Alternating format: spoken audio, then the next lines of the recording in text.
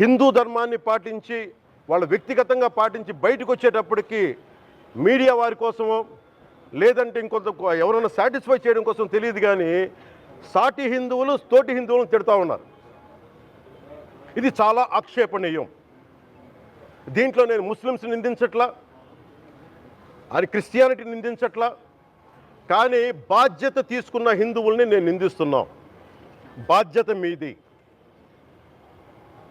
మీరు యథాలాపంగా వచ్చి ఇది పొలిటికల్ పదవులు, విగ్రహాలు పోతే మేము ఇల్లు కట్టుకుంటాం, వాకిళ్ళు కట్టుకుంటాం, ఏం మాటలవి? ఇదే మీరు మస్జిద్లో జరిగితే మాట్లాడతారా? మస్జిద్లో ఇలాంటి అపవిత్రం ఒక చిన్నపాటి చోరీ జరిగితే ఇలాగే మాట్లాడతాం. ఎందుకంటే మీరు మాట్లాడరు, ఓట్లు కదా అక్కడ. కానీ హిందువులు మాట్లాడితే హిందువులు అందరికీ ఎవరు పట్టించుకోరు. ఇక్కడ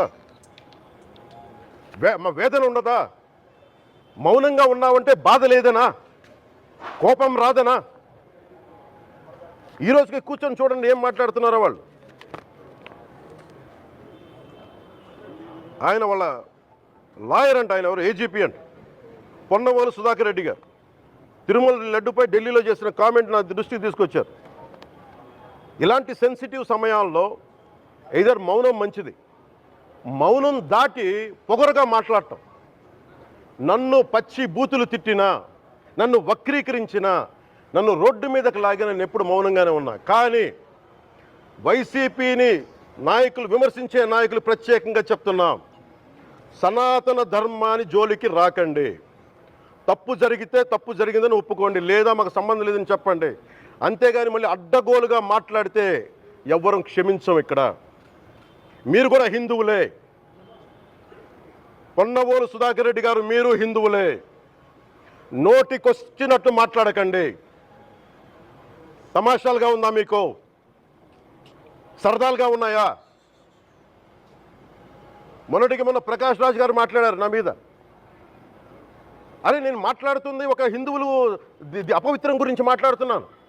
ఇందులో ప్రకాష్ రాజ్ గారికి సంబంధం ఏంటి? ఇందులో నేను ఇంకొక మతాన్ని నిందించానా?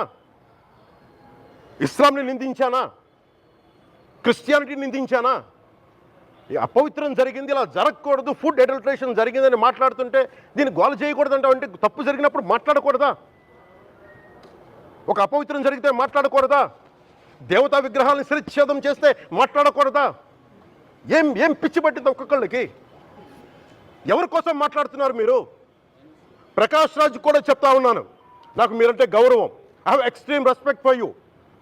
కానీ when it comes to secularism, Prakash Raj garu, it is a two-way, not one-way. I have extreme respect for you. You know that. మీరు secularism is always two-way, it is not one-way. హిందువుల మీద దాడి జరిగినప్పుడల్లా వచ్చి మాట్లాడటం తప్ప, అన్య మతాల మీద జరిగితే నేను కూర్చొని ఇంతమంది కౌలు రైతులకు ఇచ్చాను, ఎంతమంది ముస్లిం ఇస్లాం రైతాంగానికి ఇచ్చాను నేను. ఇదే ఎన్ని మద్రాసాలకి డబ్బులు ఇచ్చాను నేను, 25 లక్షలు 30 లక్షలు ఇచ్చాను, ఇచ్చినవాడిని నేను.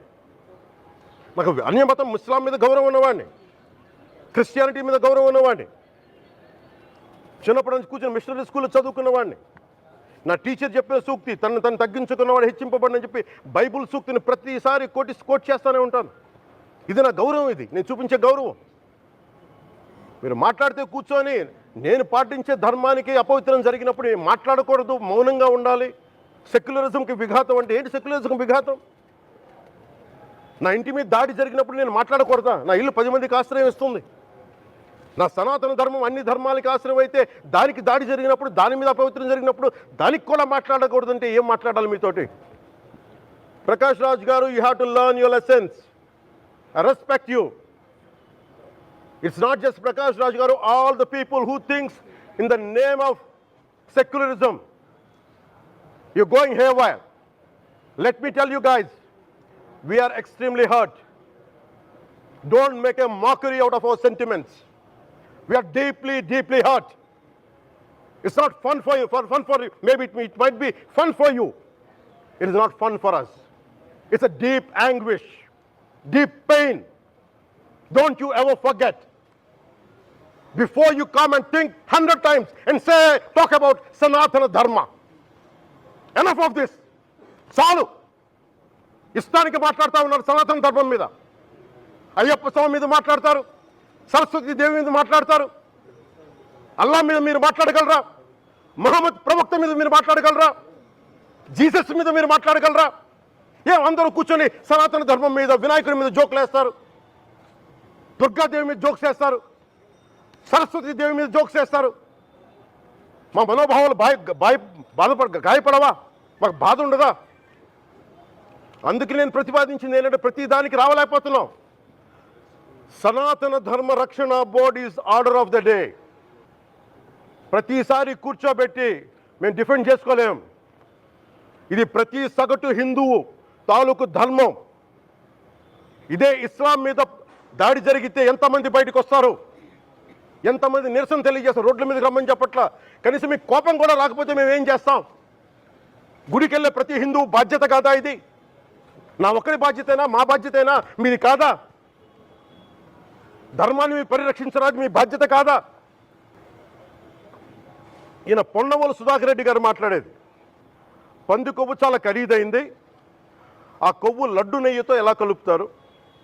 నెయ్యి 300 రూపాయలు ఉంటే పంది కొవ్వు 1200 రూపాయలు. బంగారంతో రాగి కలుపుతారా? ఇత్తడిలో పుత్తడి కలపరు. చెంబు తయారులో ఎవరైనా బంగారం కలుపుతారా? మదం ఎక్కిన మాటలు పొన్నవోలు సుధాకర్ రెడ్డి గారు. మదం ఎక్కి వస్తే ఇట్లాంటి మాటలే వస్తాయి. మీరు నా మీద కోర్టులో కేసులు వేసుకుంటారో ఏమి చేసుకుంటారో చెప్తే, మీరు ఏజీపీలు కదా, మీ దగ్గర వేల కోట్ల డబ్బులు ఉన్నాయి కదా, వేసుకోండి కోర్టులో, చెప్పండి.